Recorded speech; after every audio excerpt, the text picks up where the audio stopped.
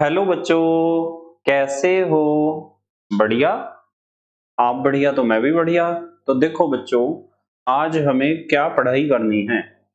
आज है हमारे पास बीएससी फर्स्ट सेमेस्टर का वीडियो नंबर 50, या फिर हम कह सकते हैं कि ये तीसरे चैप्टर का 16वां वीडियो है। और आज का हमारा टॉपिक है इलेक्ट्रोनेगेटिविटी, जिसे हम कहते हैं विद्युत ऋणीयता, या फिर आप कह सकते हो विद्युत ऋणात्मकता। तो इलेक्ट्रोनेगेटिविटी या विद्युत ऋणात्मकता का क्या अर्थ होता है, इस चीज को समझना है और बहुत ध्यान से समझना है। ठीक है, तो मैं समझाता हूं कि इलेक्ट्रोनेगेटिविटी क्या होती है। मान लो आपके पास एक एटम है ए, एक एटम ए है आपके पास, और वो एक दूसरे एटम बी के साथ एक कोवलेंट बॉन्ड बनाता है, यानी सहसंयोजक बंध। तो आपको पता है कि सहसंयोजक बंध में कितने इलेक्ट्रॉन होते हैं? 2 इलेक्ट्रॉन होते हैं सहसंयोजक बंध में। उनमें से एक इलेक्ट्रॉन तो होता है पहले एटम का और दूसरा इलेक्ट्रॉन होता है दूसरे एटम का, क्योंकि कोवलेंट बॉन्ड बनता है इलेक्ट्रॉन की शेयरिंग से। तो इसमें क्या होगा, इसमें आपका एक बॉन्ड पेयर ऑफ इलेक्ट्रॉन होगा, यानी एक इलेक्ट्रॉनों का जोड़ा एक बॉन्ड में होता है, एक कोवलेंट बॉन्ड में होता है एक इलेक्ट्रॉनों का जोड़ा। उस जोड़े में 2 इलेक्ट्रॉन होते हैं, एक इलेक्ट्रॉन तो होता है पहले एटम का और एक दूसरे एटम का। तो उस इलेक्ट्रॉन के जोड़े को बिल्कुल बीच में रहना चाहिए, यहाँ इस लाइन पर। पर क्या होता है कि वास्तविकता में वो इलेक्ट्रॉन का जोड़ा बिल्कुल बीच में नहीं रहता। मान लो मैं आपको कहूं कि वो इलेक्ट्रॉन का जोड़ा थोड़ा सा बी की तरफ को सरक गया है या खिसक गया है या स्लाइटली डिस्प्लेस हो गया है। इसका मतलब ये है कि बी की बॉन्ड पेयर ऑफ इलेक्ट्रॉन को अपनी तरफ खींचने की जो पावर है वो ज्यादा है, जिसके कारण बी पर आ जाता है स्लाइटली नेगेटिव चार्ज और ए पर आ जाता है स्लाइटली पॉजिटिव चार्ज।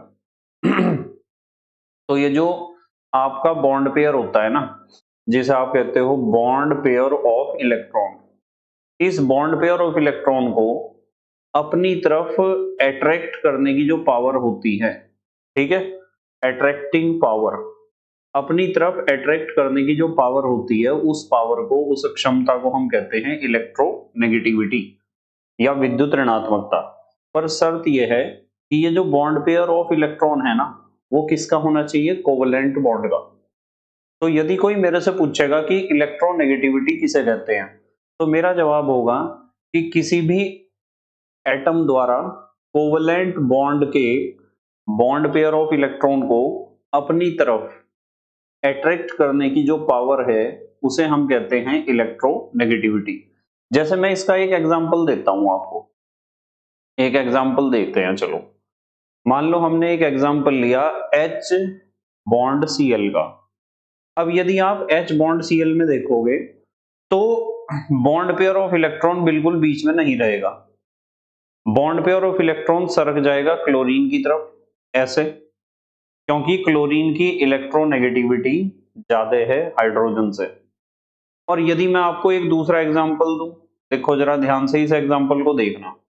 मान लो मैं कहूं कि मेरे पास एक बॉन्ड है H बॉन्ड H, ये भी एक कोवलेंट बॉन्ड है, और मैं आपसे पूछ रहा हूं कि इसमें बताओ बॉन्ड पेयर ऑफ इलेक्ट्रॉन कहां रहेगा।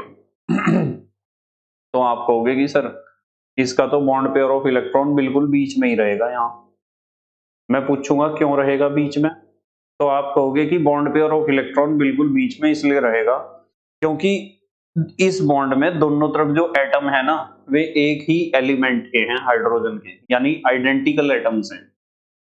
और जितनी इलेक्ट्रोनेगेटिविटी पहले एटम की होगी, उतनी ही इलेक्ट्रोनेगेटिविटी दूसरे एटम की होगी। यानी पहला एटम जितने फोर्स से या जितनी पावर से इलेक्ट्रॉन के इस बॉन्ड पेयर को अपनी तरफ खींच लेगा या खींचेगा या अट्रैक्ट करेगा, उतने ही फोर्स से दूसरा एटम भी इस बॉन्ड पेयर ऑफ इलेक्ट्रॉन को अपनी तरफ अट्रैक्ट करेगा। तो दोनों आइडेंटिकल एटम्स हैं, इसलिए दोनों की इलेक्ट्रोनेगेटिविटी इक्वल है। और इलेक्ट्रोनेगेटिविटी इक्वल है तो इसका मतलब बॉन्ड पेयर ऑफ इलेक्ट्रॉन को अपनी तरफ खींचने की क्षमता पावर इक्वल है, इसलिए ये बॉन्ड पेयर ऑफ इलेक्ट्रॉन बिल्कुल बीच में रहेगा।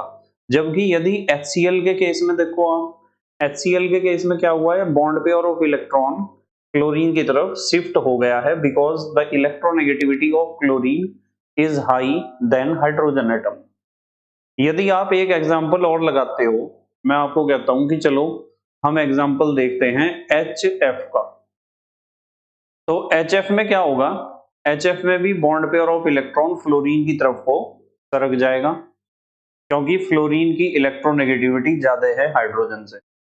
तो जब भी कोई भी एटम कोवलेंट बॉन्ड बनाता है किसी दूसरे एटम के साथ, तो हमें देखना होता है कि वो एटम उस कोवलेंट बॉन्ड के बॉन्ड पेयर ऑफ इलेक्ट्रॉन को अपनी तरफ कितने फोर्स से अट्रैक्ट करता है।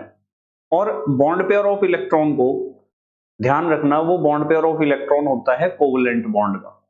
कोवलेंट बॉन्ड के बॉन्ड पेयर ऑफ इलेक्ट्रॉन को अपनी तरफ अट्रैक्ट करने की जो नेचर होती है, जो एबिलिटी होती है, जो पावर होती है, जो क्षमता होती है, उसे हम कहते हैं उस एलिमेंट की इलेक्ट्रोनेगेटिविटी। और ध्यान ये रखना है कि अलग अलग एलिमेंट की इलेक्ट्रोनेगेटिविटी अलग अलग होती है, ठीक है। देखो अब जरा क्या लिखा हुआ है, पता चल गया ना। किसी एटम द्वारा कोवलेंट बॉन्ड के बॉन्ड पेयर ऑफ इलेक्ट्रॉन को अपनी ओर अट्रैक्ट करने की पावर या नेचर को उस एटम की इलेक्ट्रोनेगेटिविटी कहते हैं, ठीक है।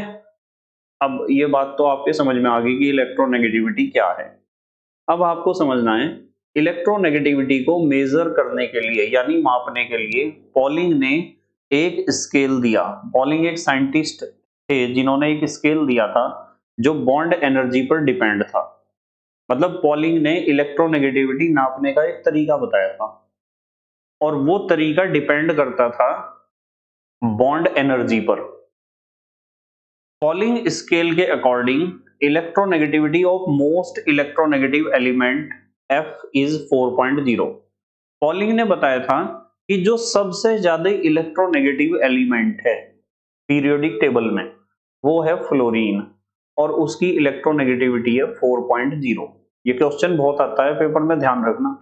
आपको ध्यान रखना है यदि एग्जाम में क्वेश्चन आता है कि which one of the following is the most electronegative element in the periodic table, तो आपको ध्यान रखना है कि fluorine is the most electronegative element of the periodic table and the electronegativity of fluorine is 4.0 according to Pauling। Pauling एक scientist है, ध्यान रखोगे ना। and electronegativity of lowest electronegative element that is inert gases equals to 0। मतलब सबसे ज्यादा electronegative तो fluorine है और उसकी इलेक्ट्रोनेगेटिविटी 4.0 है इलेक्ट्रोनेगेटिविटी, पॉलिंग ने बताई थी। और जो सबसे कम इलेक्ट्रोनेगेटिव एलिमेंट्स होते हैं वे होते हैं इनर्ट गैसेस या नोबल गैसेस और उनकी इलेक्ट्रोनेगेटिविटी होती है अप्रोक्सीमेटली 0। ध्यान रखोगे। अब देखो जरा ध्यान से, फिर पॉलिंग के बाद एक साइंटिस्ट आए जिनका नाम था मुलिकन। तो according to Mulliken scale electronegativity is the average of ionisation potential and electron affinity.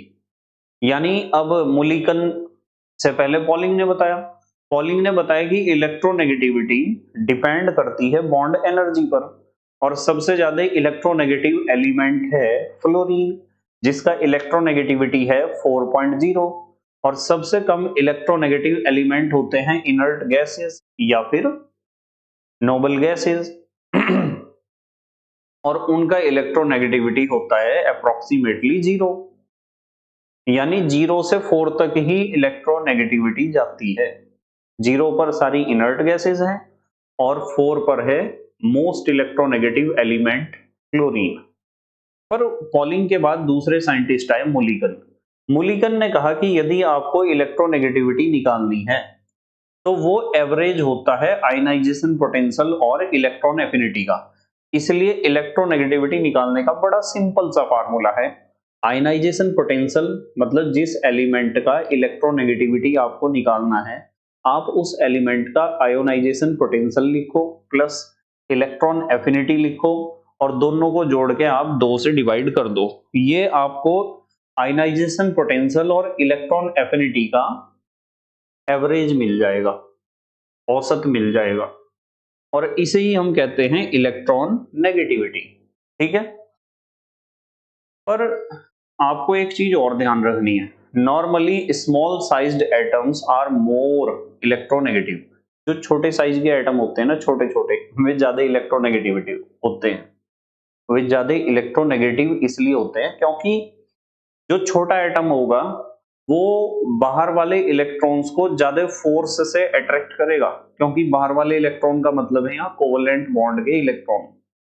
उन्हें ज्यादा फोर्स से इसलिए अट्रैक्ट करेगा क्योंकि वो साइज में तो छोटा है, तो उसका न्यूक्लियस बाहर वाले जितने भी इलेक्ट्रॉन्स हैं उन्हें ज्यादा बल से, ज्यादा फोर्स से अपनी तरफ खींच सकता है। ध्यान रखना इस चीज का। तो यहां लिखना है आपको, normally smallest sized atoms are more electronegative because they can attract bond pair of electron strongly. छोटा एटम होगा तो उसका न्यूक्लियस का इफेक्ट ज्यादा होगा आउटर इलेक्ट्रॉन्स पर, यानी बॉन्ड पेयर ऑफ इलेक्ट्रॉन्स पर, और में बॉन्ड पेयर ऑफ इलेक्ट्रॉन्स को वो न्यूक्लियस ज्यादा फोर्स से अपनी तरफ अट्रैक्ट करेगा, और ज्यादा फोर्स से अपनी तरफ अट्रैक्ट करेगा तो पक्की बात है कि उसकी इलेक्ट्रोनेगेटिविटी ज्यादा होगी जिस एटम का साइज छोटा होगा। ध्यान रखना इस चीज को। उसके बाद हम बात करेंगे डिटर्मिनेशन ऑफ इलेक्ट्रोनेगेटिविटी, कि आप इलेक्ट्रोनेगेटिविटी को कैसे ज्ञात कर सकते हो, उसे ज्ञात करने का तरीका क्या है। तो सबसे पहले हम बात करेंगे पॉलिंग स्केल की। पॉलिंग ही सबसे पहले वैज्ञानिक आए थे, साइंटिस्ट आए थे जिन्होंने इलेक्ट्रोनेगेटिविटी निकालना सिखाया था। इन्होंने क्या बताया पॉलिंग स्केल में बताया गया, यह स्केल बॉन्ड एनर्जीज के कैलकुलेशन पर डिपेंड करता है। भाई अभी थोड़ी देर पहले भी हमने पढ़ा कि पॉलिंग ने ही बताया था कि इलेक्ट्रोनेगेटिविटी किसी भी एलिमेंट की निकालनी हो तो आप बॉन्ड एनर्जी की हेल्प लोगे, यानी इलेक्ट्रोनेगेटिविटी डिपेंड करती है बॉन्ड एनर्जी पर। तो इन्होंने कहा कि यह स्केल बॉन्ड एनर्जी के कैलकुलेशन पर डिपेंड करता है। कोवलेंट मॉलिक्यूल ए बी इस प्रकार बनता है, half A2 plus half B2 equals to AB।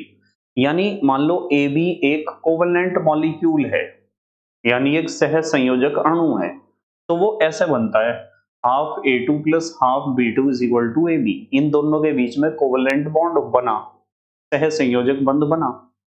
या फिर आप इसे लिख सकते हो half A bond A, A2 को हमने लिखा A बॉन्ड A, और ये कौन सा बॉन्ड है, covalent bond, plus half B2 को हमने लिखा B बॉन्ड B, ये भी कोवलेंट बॉन्ड है, equals to A bond B। ये बन गया एक कोवलेंट कंपाउंड या कोवलेंट मॉलिक्यूल AB।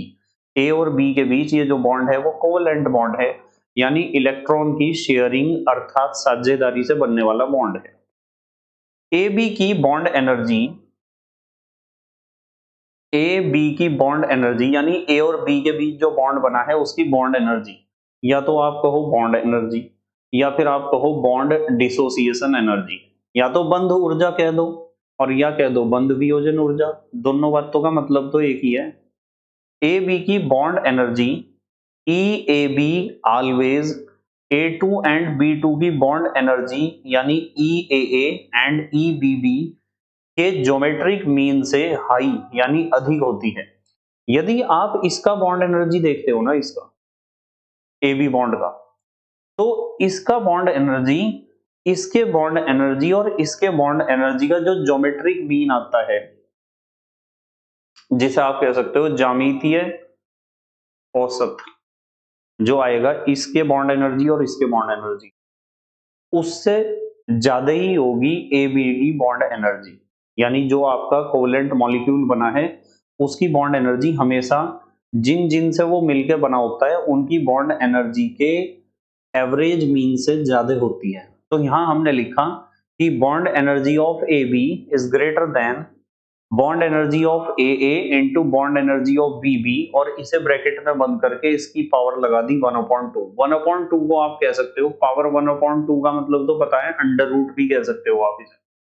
तो हमने इन दोनों का ज्योमेट्रिक मीन निकाला है, और ज्योमेट्रिक मीन की जो वैल्यू आई वो हमेशा छोटी होगी ए बी के बॉन्ड एनर्जी से या बॉन्ड डिसोसिएशन एनर्जी से। तथा आयनिक अनुनाद ऊर्जा। आयनिक अनुनाद ऊर्जा को हम कह सकते हैं आयनिक रेजोनेंस एनर्जी। इसका वैल्यू इसे डेल्टा ई से लिखते हैं। ये डेल्टा ई क्या होता है, देखो हमें पता है ए बी की बॉन्ड एनर्जी ज्यादा होती है ए और बी की बॉन्ड एनर्जी के जो एवरेज मीन आता है उससे ज्यादा होती है, और इनका जो डिफरेंस होता है ना, आपको पता है ये वैल्यू ज्यादा है और ये वाली वैल्यू क्या है, कम। यदि इस बड़े वाली वैल्यू में से यानी ए बी की बॉन्ड एनर्जी में से आप ए और बी की बॉन्ड एनर्जी का जो एवरेज मीन आता है, जो ज्योमेट्रिकल मीन आता है, उसे घटा दो, बड़े में से छोटे को घटा दो, तो घटाने पर जो आपको एनर्जी मिलती है उसे हम कहते हैं आयनिक अनुनाद ऊर्जा या आयनिक रेजोनेंस एनर्जी। तो आयनिक रेजोनेंस एनर्जी कैसे निकलती है, डेल्टा ई से हम इसे डिनोट करते हैं। Ionic resonance energy delta E is equal to इन दोनों का difference, bond energy of A B minus E A और ई बी के जो बॉन्ड एनर्जी हैं उनका ज्योमेट्रिक मीन, यानी इन दोनों का जो डिफरेंस है उसे हम कहते हैं आयनिक रेजोनेंस एनर्जी। कभी कभार पूछ लेता है पेपर सेटर कि आयनिक रेजोनेंस एनर्जी क्या होती है। ठीक है, अगली बात, delta E A B bond की पोलैरिटी की माप है। यानी जो आयनिक रेजोनेंस एनर्जी है वो जो बॉन्ड ए बी के बीच जो बॉन्ड बनता है उसकी पोलैरिटी का माप है, पोलैरिटी का मेजरमेंट है कि वो कितना ज्यादा पोलर होगा। डेल्टा ई की वैल्यू जितनी ज्यादा होगी, ए और बी के बीच बनने वाला बॉन्ड उसकी पोलैरिटी, उसकी ध्रुवीयता उतनी ही ज्यादा होगी। ठीक है, ध्रुवीयता ज्यादा होने से पता क्या होता है, ज्यादा होने से मान लो आपका बॉन्ड पेयर ऑफ इलेक्ट्रॉन बिल्कुल बीच में है, तो समझ जाओ आपका बॉन्ड में पोलैरिटी जीरो है, ध्रुवीयता है ही नहीं उस बॉन्ड में। जैसे H और H के बीच जब बॉन्ड बनता है ना, तो बॉन्ड पेयर ऑफ इलेक्ट्रॉन बिल्कुल बीच में रहता है, तो ऐसी स्थिति में हम कह सकते हैं कि पोलैरिटी कितनी है, जीरो, ध्रुवीयता जीरो है। पर जब H और F के बीच बॉन्ड बनेगा तो बॉन्ड पेयर ऑफ इलेक्ट्रॉन पक्की बात है फ्लोरीन की तरफ को मूव करेगा, और जब वो फ्लोरीन की तरफ को मूव करेगा तो हम कहेंगे कि इलेक्ट्रोनेगेटिविटी डिफरेंस ज्यादा होने की वजह से बॉन्ड पेयर ऑफ इलेक्ट्रॉन अपनी सेंटर पोजीशन से बहुत ज्यादा फ्लोरीन की तरफ को शिफ्ट हो गया है, इसलिए यहाँ HF बॉन्ड जो होगा उसकी पोलैरिटी बहुत ज्यादा होगी। इसे कहते हैं पोलैरिटी, मतलब जो बॉन्ड पेयर ऑफ इलेक्ट्रॉन है वो अपनी सेंटर पोजीशन से कितना ज्यादा हट गया, जितना ज्यादा सेंटर पोजीशन से अधिक यानी मोर इलेक्ट्रोनेगेटिव एलिमेंट की तरफ शिफ्ट हो गया हमारे बॉन्ड में, उतनी ज्यादा पोलैरिटी डेवलप हुई। ठीक है, तो यहां लिखा हुआ है ए बी बॉन्ड की पोलैरिटी की माप है क्या, delta E. If electronegativity of A is X A, यदि हम ए की इलेक्ट्रोनेगेटिविटी को रिप्रेजेंट करें एक्स ए से और बी की इलेक्ट्रोनेगेटिविटी को एक्स बी से रिप्रेजेंट करें, and unit of bond energy is kilo joule per mole, और बॉन्ड एनर्जी को हम नापते हैं किलो जूल पर मोल में, तो क्या होगा, तो आप X A minus X B is equal to 0.088 under root delta E से कैलकुलेट कर सकते हो। आपको पता है ना डेल्टा ई क्या है, आयनिक रेजोनेंस एनर्जी है। एक्स ए और एक्स बी क्या है, एक्स ए है इलेक्ट्रोनेगेटिविटी ऑफ ए और एक्स बी है इलेक्ट्रोनेगेटिविटी ऑफ बी। ये फार्मूला केवल तब काम करता है जब आप बॉन्ड एनर्जी को किलो जूल पर मोल में कैलकुलेट करते हो, और यदि आप बॉन्ड एनर्जी को किलो जूल पर मोल में कैलकुलेट नहीं करते, but if unit of bond energy is kilo calorie पर मोल, यदि आप बॉन्ड एनर्जी को किलो कैलोरी पर मोल में लेके चलते हो, तो फार्मूला आपका हो जाएगा X A minus X B is equal to 0.18 under root delta E. X A और एक्स बी आपको पता है, एक्स ए है इलेक्ट्रोनेगेटिविटी ऑफ ए यानी element A, and X B is the electronegativity of element B. ठीक है, तो ये था पॉलिंग स्केल। पॉलिंग स्केल से आप इलेक्ट्रोनेगेटिविटी कैसे कैलकुलेट कर सकते हो। नाउ हम मूव करते हैं मुलिकन स्केल पर। मुलिकन दूसरे साइंटिस्ट थे जिन्होंने इलेक्ट्रोनेगेटिविटी के बारे में बताया था, और इन्होंने क्या बताया, मुलिकन ने बताया कि इस स्केल के according ionization potential and electron affinity का एवरेज इलेक्ट्रोनेगेटिविटी कहलाता है। यानी आपको यदि इलेक्ट्रोनेगेटिविटी निकालनी है किसी भी एलिमेंट की, तो उस एलिमेंट का आयोनाइजेशन पोटेंशियल लिखो और उसमें जोड़ो उस एलिमेंट की इलेक्ट्रॉन एफिनिटी और उसे 2 से डिवाइड कर दो, ठीक है। पर फिर क्या करा, मूलिकन ने पॉलिंग स्केल पर इलेक्ट्रोनेगेटिविटी फाइंड आउट करने के लिए निम्न रिलेशन दिया। मूलिकन ने कहा कि मैं पोलिंग स्केल के अकॉर्डिंग भी इलेक्ट्रोनेगेटिविटी कैलकुलेट कर सकता हूं। उसके लिए फार्मूला है इलेक्ट्रोनेगेटिविटी किसी भी एलिमेंट की equals to 0.374 into ionisation potential उसी एलिमेंट का प्लस इलेक्ट्रोनेगेटिविटी, इलेक्ट्रॉन एफिनिटी लिखना है यहां लिखना है इलेक्ट्रॉन एफिनिटी, ए आना चाहिए, लिखते हुए कभी कभी मिस्टेक हो जाती है, यहाँ ई ए आएगा, मैं नोट्स में सही कर दूंगा, यहाँ आएगा इलेक्ट्रॉन एफिनिटी, ठीक है। देखो क्यों, क्योंकि अभी हमने थोड़ी देर पहले भी पढ़ा था, देखो यहाँ है Ip plus E A ionisation potential plus electron affinity upon 2, तो यहाँ भी आप ऐसा ही करोगे। उसने कहा कि हम मूलिकन ने कहा कि हम पॉलिंग के स्केल का यूज करके भी हम निकाल सकते हैं इलेक्ट्रोनेगेटिविटी, कैसे निकलेगी 0.3, यहाँ आपको इलेक्ट्रॉन एफिनिटी लिखना है, एन की जगह ए लिखना है, बस ये चेंज कर लेना आप। कैसे निकलेगी 0.374 into ionisation potential plus electron affinity upon 2 plus 0.17। जब आप 0.374 को 2 से डिवाइड करोगे तो ये आ जाएगा 0.187 ionisation potential plus electron affinity plus 0.17। समझ में आया ना, ये सही कर लेना आप, मैं नोट्स में तो सही करके दूंगा ही, बट यह मेथड उपयुक्त नहीं है, ये एप्रोप्रिएट मेथड नहीं है, क्योंकि सभी एलिमेंट्स की इलेक्ट्रॉन एफिनिटी ज्ञात नहीं है। जितने भी एलिमेंट हैं उन सब की इलेक्ट्रॉन एफिनिटी हमें नहीं पता, इसलिए हम मूलिकन का ये वाला जो स्केल है इसे भी हम यूज नहीं कर सकते। पॉलिंग स्केल फिर भी सही है। नंबर 3 पर हमें एक स्केल और पढ़ना है, छोटी सी बात है, यह है ऑलरेड एंड रोचोव स्केल, ठीक है, ऑलरेड एंड रोचोव स्केल, ठीक है। कोई इसे रोचो पढ़ता है, कुछ कोई पढ़ता है रोशो, आपकी मर्जी है, जो आपके टीचर पढ़ते हो वैसे पढ़ लेना, ऑलरेड और रोशो, कोई तो इसे रोशो पढ़ेगा, कोई पढ़ेगा रोचो। इस स्केल के अकॉर्डिंग इलेक्ट्रोनेगेटिविटी निम्न प्रकार से ज्ञात की जा सकती है। एक्स जो है बेटे इलेक्ट्रोनेगेटिविटी है किसी भी एलिमेंट की 0.359 इंटू जेड इफेक्टिव, आपको पता है ना जेड इफेक्टिव, जिसे आप कहते हो effective nuclear charge upon R square plus 0.744, और जेड इफेक्टिव आपको पता है कैसे निकलता है, जेड माइनस सिग्मा से, पता है ना। तो x is equal to 0.359 into Z minus sigma upon R square plus 0.744, where x is equal to electronegativity, x क्या है, इलेक्ट्रोनेगेटिविटी है एलिमेंट की, z क्या है, एटॉमिक नंबर है उस एलिमेंट का जिसकी इलेक्ट्रोनेगेटिविटी आप निकालने जा रहे हो, सिग्मा क्या है, स्क्रीनिंग कांस्टेंट है, या स्क्रीनिंग कॉफिशिएंट भी आप इसे कह सकते हो, या फिर शील्डिंग कॉफिशिएंट या शील्डिंग कांस्टेंट भी कह सकते हो, सिग्मा हमने निकालना सीखा था, और आर क्या है, covalent radius of the atom in angstrom, ठीक है। तो ये हुई हमारी इलेक्ट्रोनेगेटिविटी निकालने के तरीके। अब हम बात करेंगे factors affecting the value of electronegativity. Electronegativity को प्रभावित करने वाले कौन कौन से कारक हैं, बहुत मजेदार हैं और आसानी से समझ में आ जाएंगे। आपको ये बात बिल्कुल क्लियर होनी चाहिए कि जब भी कोई एटम, मान लो मेरे पास एक एटम ए है और वो एटम एटम बी के साथ एक कोवेलेंट बॉन्ड बनाता है, तो वो एटम जो आपका बॉन्ड पेयर ऑफ इलेक्ट्रॉन होता है उसे कितने फोर्स से अपनी तरफ अट्रैक्ट करता है, उसे कहते हैं इलेक्ट्रोनेगेटिविटी, ठीक है।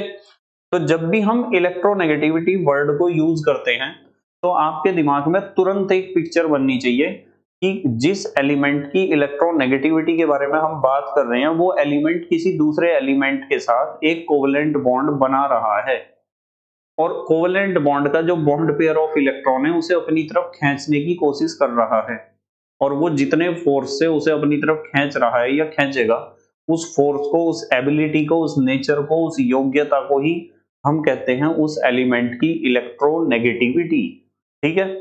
चलो साइज ऑफ द एटम, अब मुझे यूं बताओ कोई भी एटम यदि छोटा होगा, मान लो मैं आपको कहूं कि मेरे पास एक एटम का न्यूक्लियस ये है और उसके पास दो ही ऑर्बिट हैं, ठीक है, और एक एटम का न्यूक्लियस नीचे बनाता हूं यहां और इसके पास हैं बहुत सारे ऑर्बिट।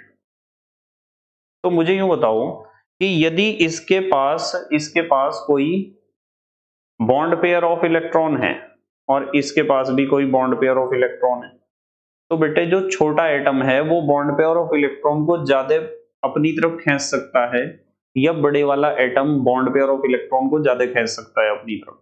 तो यहाँ कुछ बच्चों का सही जवाब आ जाएगा।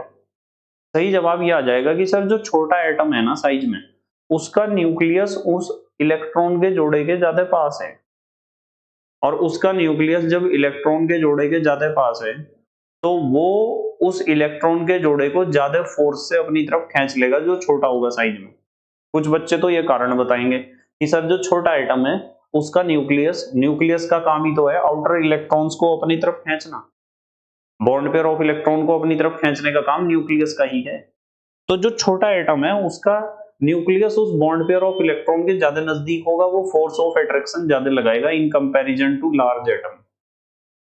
और कुछ बच्चे जो ज्यादा ही एडवांस हैं वे पता क्या कहेंगे, वे कहेंगे कि सर जो छोटा एटम है ना उसमें ऑर्बिट कम है, और जब ऑर्बिट कम है तो नंबर ऑफ इलेक्ट्रॉन्स भी कम है, और नंबर ऑफ इलेक्ट्रॉन्स कम है तो जो बॉन्ड पेयर ऑफ इलेक्ट्रॉन है उसके इलेक्ट्रॉन को धक्का देने वाले कम हैं, यानी रिपल्सन कम लगेगा, जिसे हम कहते हैं स्क्रीनिंग इफेक्ट।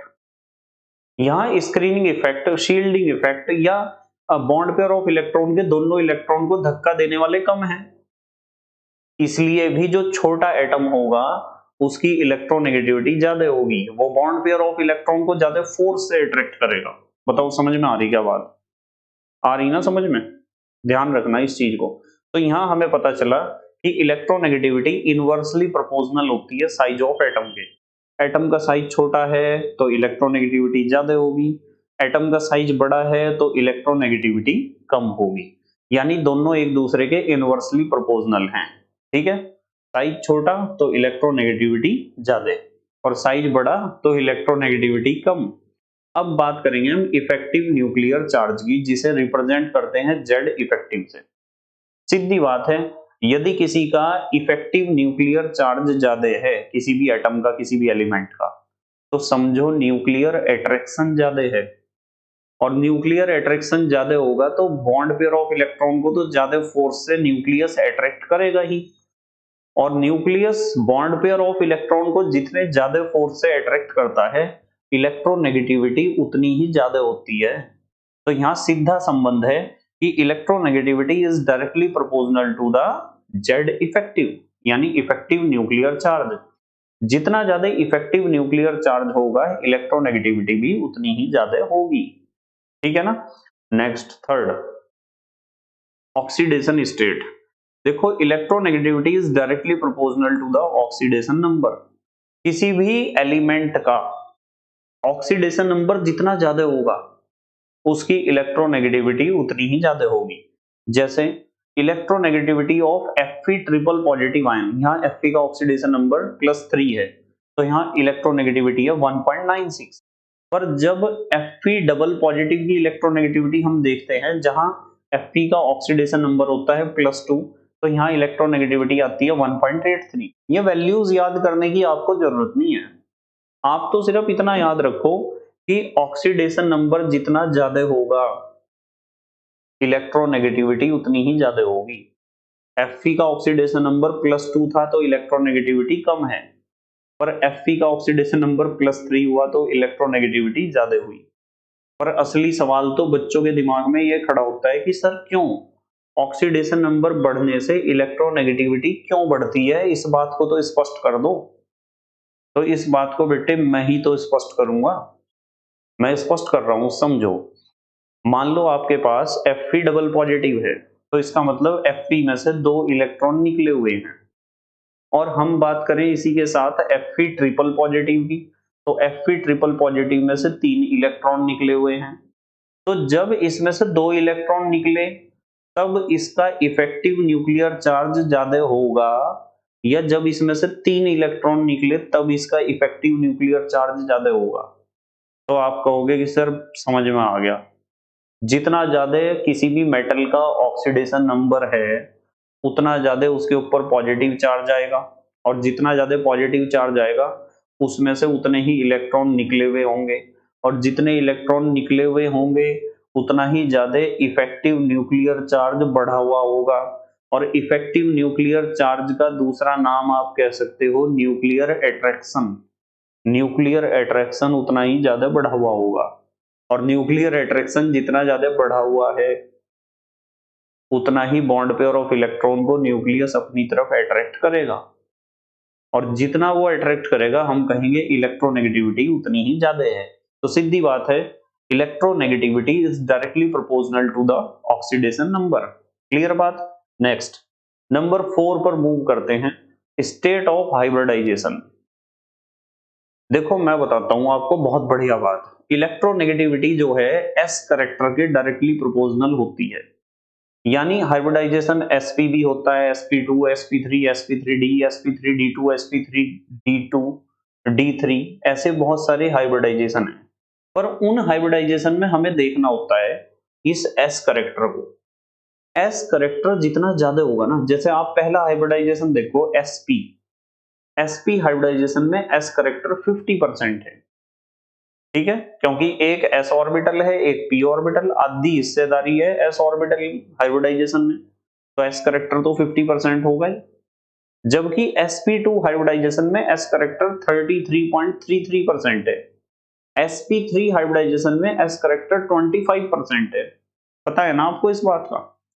जब s करेक्टर ज्यादा होता है ना, तो आपको पता है s ऑर्बिटल न्यूक्लियस के ज्यादा पास होते हैं, और न्यूक्लियस के जितने पास होंगे s ऑर्बिटल, यानी s ऑर्बिटल तो होने ही है पास, न्यूक्लियस के जितने पास होंगे उतना न्यूक्लियर अट्रैक्शन ज्यादा होगा।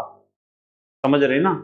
यदि मैं कहूं कि s orbital, p orbital, d orbital, इन तीनों ऑर्बिटल की बात करो, यदि एक ही ऑर्बिट के 3 ऑर्बिटल है, जैसे मान लो 5वां ऑर्बिट है, 5वें ऑर्बिट में सब ऑर्बिट भी होंगे जिन्हें आप सब सेल कहते हो, और सब सेल में होते हैं ऑर्बिटल। मैं आपको कहूं कि चलो या तो सब सेल की बात कर लो या तो ऑर्बिटल की, मैं पूछूं कि एक ही ऑर्बिट के आपके पास s ऑर्बिटल भी हैं, उसी ऑर्बिट के p ऑर्बिटल हैं, उसी ऑर्बिट के d ऑर्बिटल हैं, तो ऑर्बिट तो एक है, और ऑर्बिटल s p d, इन तीनों में से कौन सा ऑर्बिटल न्यूक्लियस के ज्यादा नजदीक होगा? आप कहोगे कि सर s ऑर्बिटल न्यूक्लियस के ज्यादा नजदीक होगा, या फिर s ऑर्बिटल के इलेक्ट्रॉन न्यूक्लियस के ज्यादा नजदीक रहेंगे, जिसकी वजह से s ऑर्बिटल बिल्कुल ऐसा ऐसा टच देता है एटम को कि एटम का साइज घट गया, और एटम का साइज जब घटेगा तो पक्की बात है इलेक्ट्रोनेगेटिविटी बढ़ेगी। तो इसलिए s करेक्टर जितना ज्यादा होता है इलेक्ट्रोनेगेटिविटी उतनी ज्यादा होती है, क्योंकि s करेक्टर जो हमारा एटम है उसे छोटा छोटा करने का कोशिश करता है, जबकि p और d और f करेक्टर जो है उसका साइज बढ़ाने की कोशिश करते हैं। ठीक है ना? नेक्स्ट आते हैं नंबर 5 पर।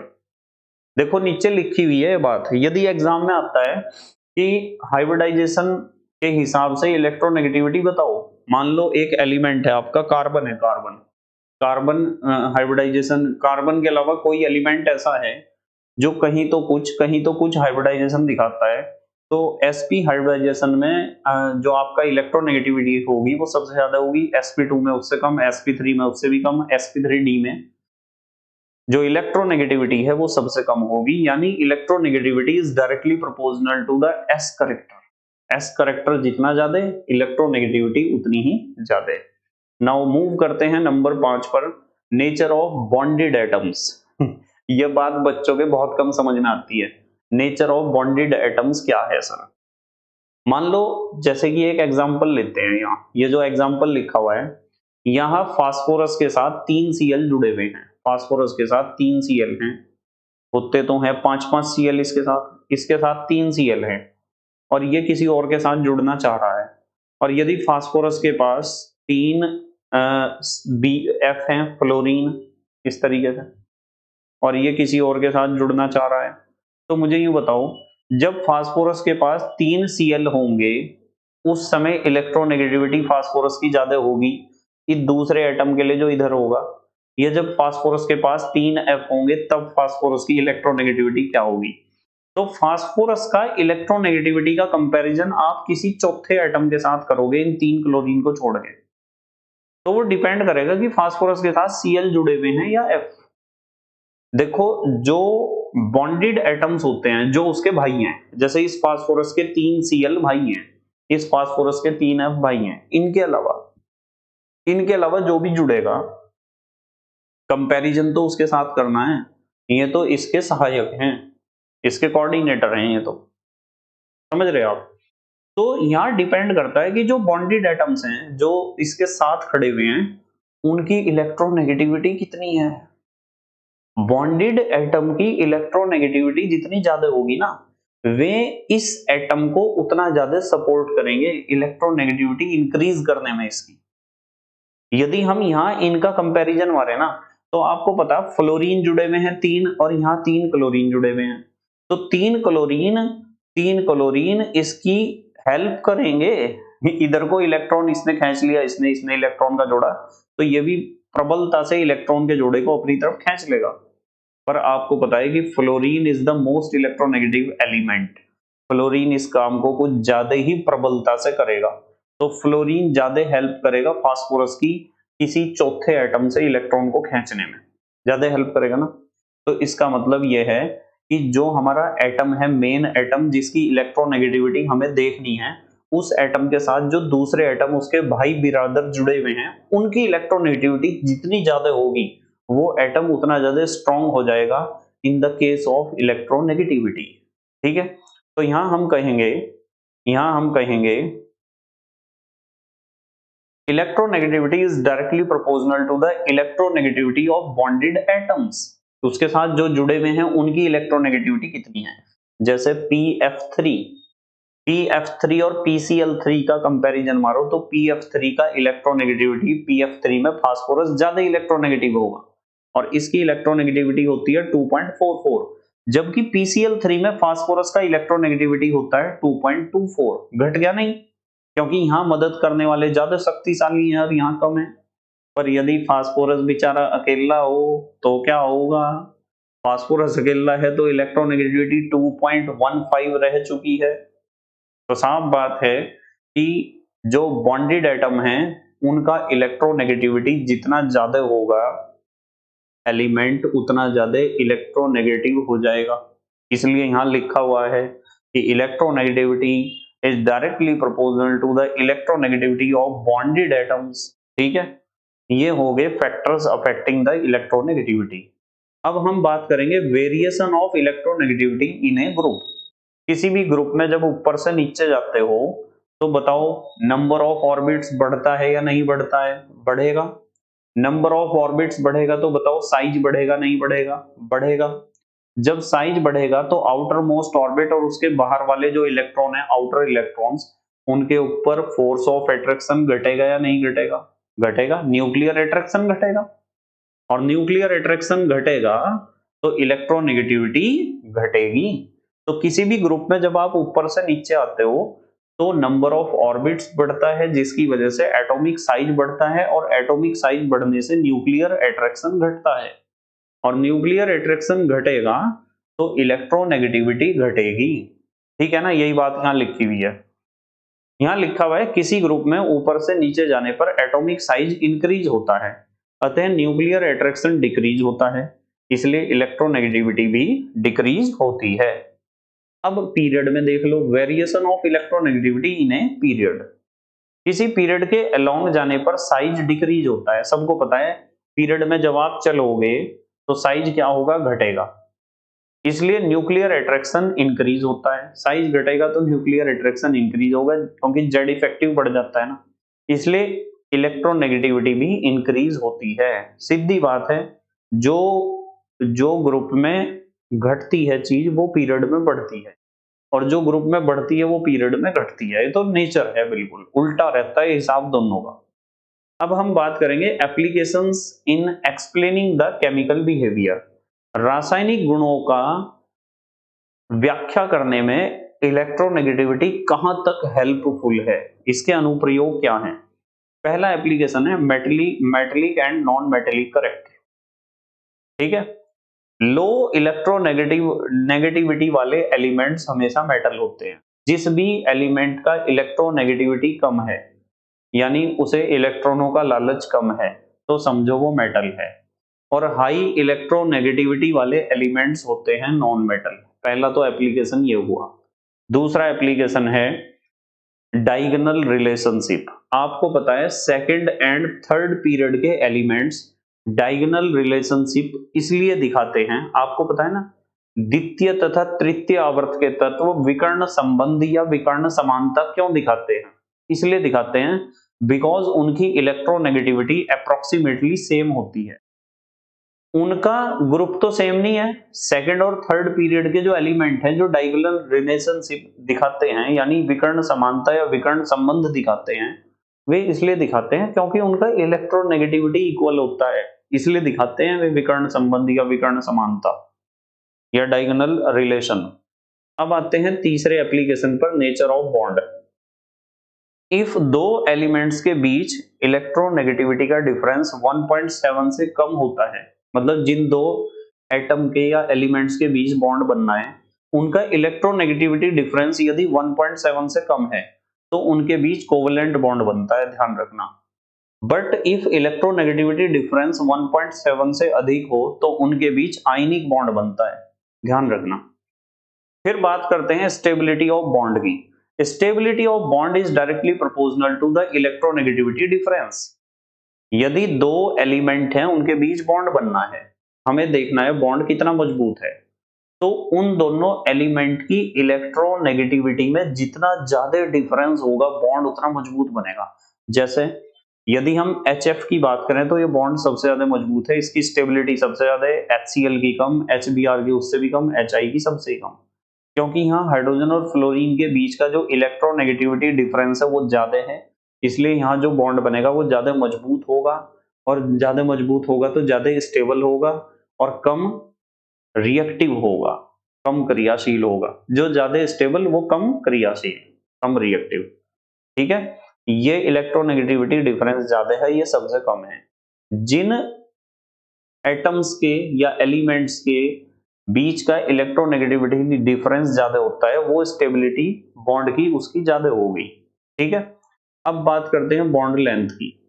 शोमेकर व स्टीवेंसन के according bond length of A covalent bond इस फार्मूले से निकलेगी DAB, यानी A और B के बीच का bond length is equal to RA plus RB minus 0.09 XA minus XB, where RA and RB क्या है, covalent radius of A and B हैं, और XA एंड XB क्या है, electronegativity of A and B है।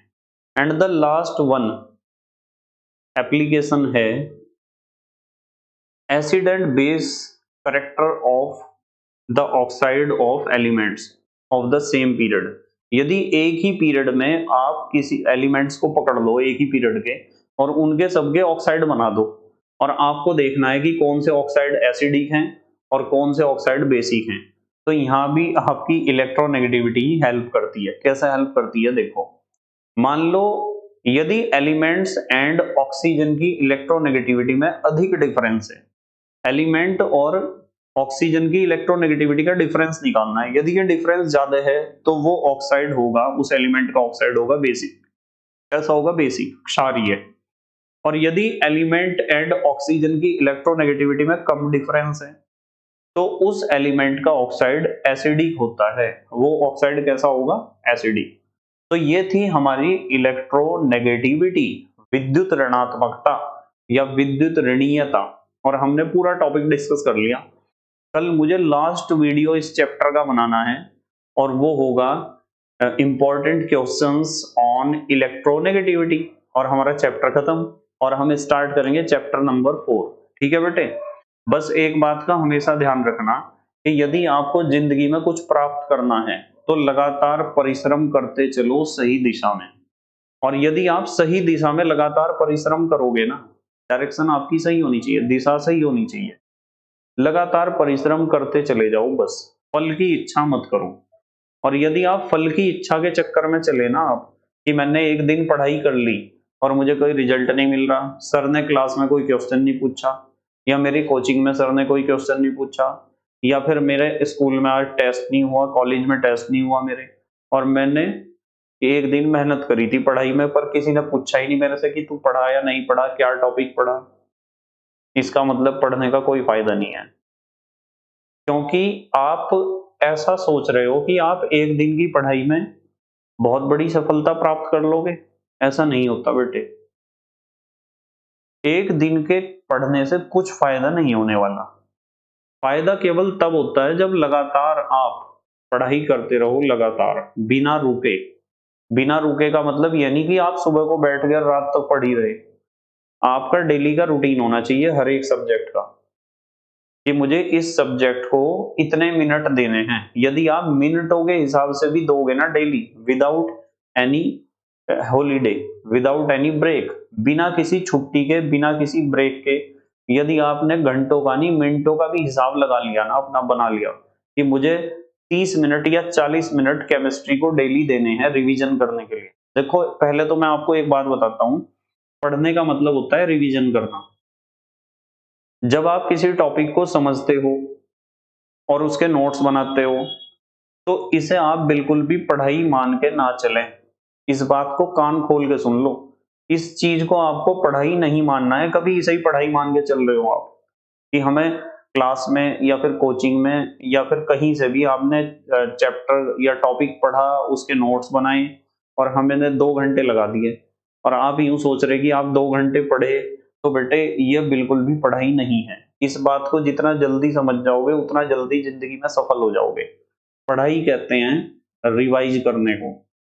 आप जितना हो सके मैक्सिमम रिवीजन करो, मिनटों के हिसाब से करो, घंटों के हिसाब से नहीं मैं कह रहा। आप एक सब्जेक्ट के डेफिनेट मिनट बांध दो कि मुझे केमिस्ट्री का इतने मिनट रिवीजन करना है डेली, और उसमें कोई छुट्टी या ब्रेक ना हो, तो फिर देखना आप उपलब्धि अपनी केमिस्ट्री में कैसी होगी।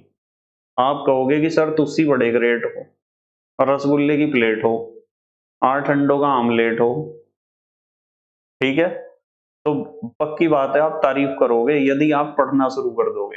पर बच्चे तो ज्यादातर सोचते हैं कि सर पढ़ाई तो वही है। कौन सी है पढ़ाई? बच्चे सोचते हैं पढ़ाई है टॉपिक को सीखना और नोट्स बनाना। ये पढ़ाई नहीं होती बेटे, पढ़ाई तो रिवीजन ही होता है। ध्यान रखोगे? बस मेहनत और ईमानदारी से पढ़ाई करते रहो और अपने हैंड रिटन नोट्स बनाते रहो। तो thank you very much for watching this video. Okay, bye.